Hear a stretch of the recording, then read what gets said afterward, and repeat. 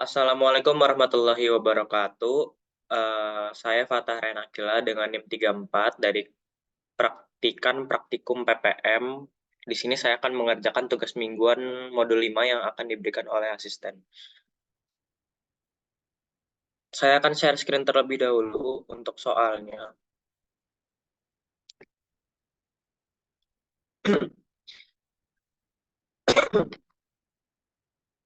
Ya, di sini saya pilih yang di shift 2 karena saya shift 2. Nah, kemudian kita baca soalnya, sebuah tanaman hasil produksi pada PT Siko yang diukur 5 kali setiap harinya selama 8 hari berturut-turut.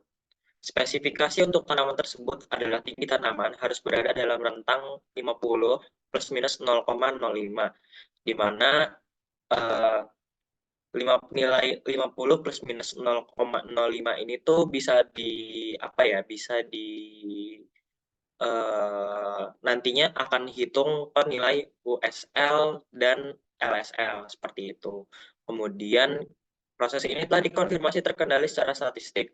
Oke, hasil pengukuran dapat dilihat di tabel ini. Kemudian berdasarkan proses dan data hasil pengukuran yang terdapat oleh PT Siko, maka lakukan analisis kapabilitas berapa nilai CP. Yang pertama, CP, CPK, dan CPM berapa nilainya. Kemudian yang B, interpretasikan bagaimana kemampuan berdasarkan nilai CP-nya. Dan yang C, berikan tindakan. Oke, kita langsung saja menggunakan RStudio. Nah, waduh. Sebetulnya sama ya seperti modul-modul sebelumnya, ketika kita ingin memulai suatu coding lewat RStudio ini, maka kita harus new project dengan mencari letak Excel yang telah kita buat. Nah, dalam hal ini Excel-nya itu udah satu dalam satu file yang sama untuk nantinya masuk ke uh, RStudio ini, sintaks ini seperti itu. Nah, langsung saja kita mengaktifkan package terlebih dahulu seperti biasa dan menginput data dari Excel yang kita punya, yang tadi ada 2 sheet itu. Nah, berdasarkan informasi dari soal tersebut, nilai USL dan LSL-nya itu berada di nilai 50 plus minus 0,05. 50 plus 0,05 untuk nilai USL-nya dan LSL-nya itu 50 min 0,05. Nah, ini targetnya 50. Ini tadi ya yang buat nilai USL dan LSL. Nah, uh, akan menjalankan kolom subgroup dulu, kemudian menguji uji kenormalan dan Shapiro test, di mana Shapiro test ini adalah salah satu metode yang dilakukan atau digunakan dalam uji kenormalan, uji normalitas gitu ya. Kemudian setelah kita mengetahui nilai W 0,945, nilai P value-nya 0,05109, kita bisa lanjut ke langkah selanjutnya, yaitu kita membuat peta kendali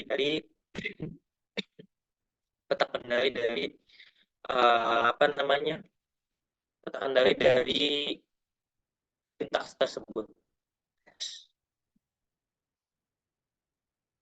Oke, di sini kita bisa lihat ya, seluruh datanya itu berada di dalam batas kendali. Artinya dia tidak ada yang di luar batas kendali, atau selama proses berlangsung dia itu seluruhnya terkendali. Betul tadi dikatakan di soal bahwa dikonfirmasi untuk seluruh prosesnya itu terkendali gitu. Jadi kita bisa lanjut nih tanpa menghitung atau melakukan sintaks untuk melakukan analisis terhadap data yang di luar batas kendali seperti itu. Kemudian langsung saja kita menghitung kapabilitas proses gitu. Inti dari soal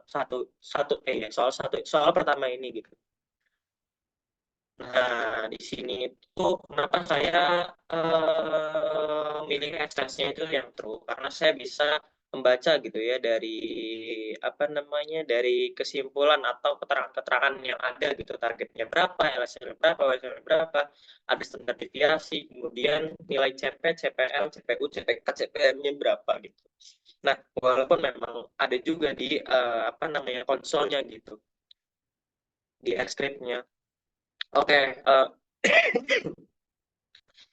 dari pengerjaan ini, menggunakan software RStudio ini untuk soal pertama, didapat bahwa data untuk nilai CP-nya adalah 0,7384, CPL 0,7643, CPU-nya 0,7126, CPK 0,7126, dan nilai CPM-nya 0,7362. Berarti itu adalah jawaban untuk soal pertama atau soal yang A. Ini ya, CP, CPK, dan CPM. CP, CPK, CPM. Betul ya? Oke. Kemudian selanjutnya yang B. Mana B? Interpretasikan bagaimana kemampuan potensial PT Siko berdasarkan nilai CP-nya. Berarti kemampuan potensial ini merujuk kepada indeks kemampuan proses potensial proses atau nilai CP-nya sendiri. Di sini didapat nilai CP-nya itu adalah 0,7384. Maka pertanyaannya adalah bagaimana kemampuan tersebut dari nilai 0,7384. Sebetulnya buat nilai CP sendiri itu ada beberapa pengelompokan data. Ada yang kurang dari satu, ada yang lebih dari satu. Dalam hal ini, nilai 0,7384 itu berarti datanya itu kurang dari satu. Maka apa ya, kemampuan dia itu kalau misalkan kita merujuk kepada modul dan kita simpulkan bahwa proses tidak memenuhi spesifikasi seperti itu. Karena nilai dari CP-nya sendiri itu berada di bawah nilai 1. Nah, kemudian berikutnya yang B terjawab, yang C, berikan tindakan apa yang harus dilakukan karena PT Siko tersebut tidak memenuhi proses potensialnya tersebut gitu. Atau kalau misalnya tadi yang kita sebutkan, proses itu tidak mampu memenuhi spesifikasi gitu kan, dalam batas spesifikasinya. Jadi tindakan itu ada yang ini, yang kurang dari satu, yaitu melakukan pengendalian proses yang sangat ketat, kemudian pemisahan produk, reward, dan sebagainya. Reward ini merujuk kepada bagaimana cara kita untuk melakukan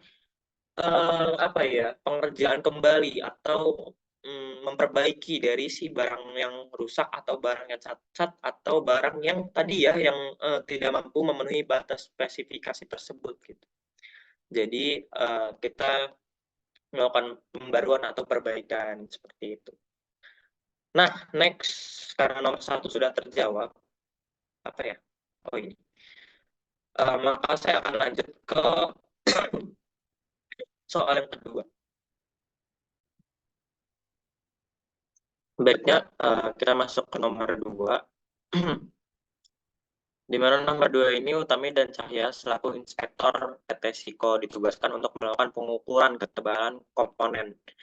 Terdapat 2 komponen yang diukur, yaitu komponen X dan Y, dengan setiap komponen diukur itu sebanyak 5 kali. Berikut adalah hasil pengukurannya. Ini dia ya hasil pengukurannya di tabel.